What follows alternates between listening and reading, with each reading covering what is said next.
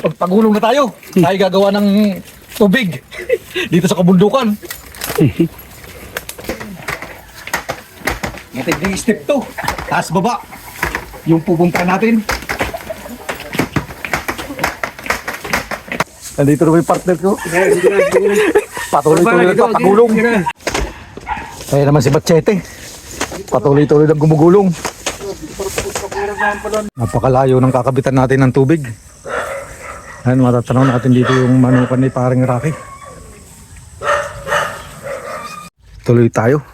Yun pa yung lalakarin. Pinantuktok. Dito na tayo nakakuha ng source ng tubig.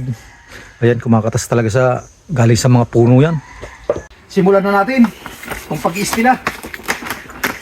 Bago makapunta doon sa lugar natin.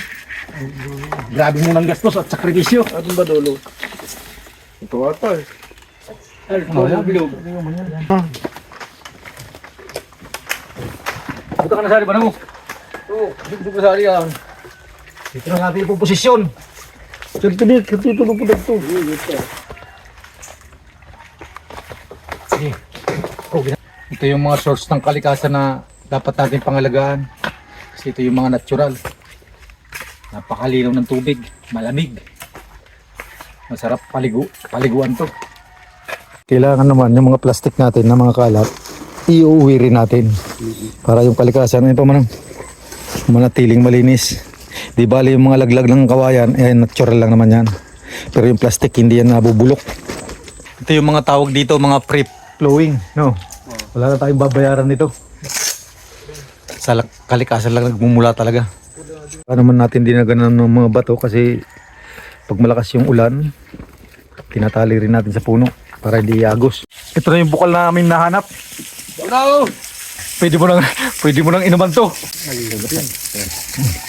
Oh. Naman yung fish pan ng aking kuya at ng aking kumpare. Ito ilalagyan naman nila ng hito. Kaya nag-install tayo ng tubig dito. Yan, ito naman nilagyan nila ng filter. May bato, may buhangin at uling para salain yung maruming papasok dito sa fish pan. Bago nga pala nila lalagyan ng hito, nakikita niyo yung balat ng saging o kaya kung tawagin ito'y barani sa parting kabikulan. Ito yung unang inilagay muna para ma-absorb niya yung bagong gawa kasi itong semento na ito, itong fish pan niya, para ma-absorb niya yung amoy ng semento ng balat ng saging. Ito yung mga sinaunang tradisyon pa ng pag-alis ng para yung dagta niya, yun talaga yung nag-aalis nung sisip-sipin niya yung kuwan ng semento, yung katas.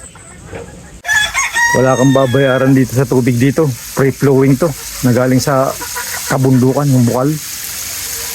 Kaya siguro maganda rin yung magiging kuwan dito, hito, gawa ng hindi maistakan ng tubig to, tuloy-tuloy lang yung tubig. Kung sakasakali rin nais nyo rin pala ng mga itong hose, mura na barato pa na hindi basta-basta masisira. Ito yung napakakunat ng hose na to kahit maulanan, mainitan.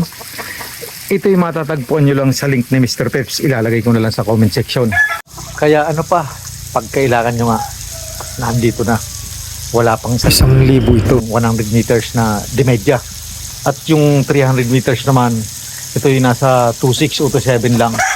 Pero pag sa mga hardware niya binilihan, doble ang presyuhan niya. Dahil nagkambas nga si Mr. Peps niyan bago tayo bumili. Shoutout sa ating lahat. At muli magandang umaga.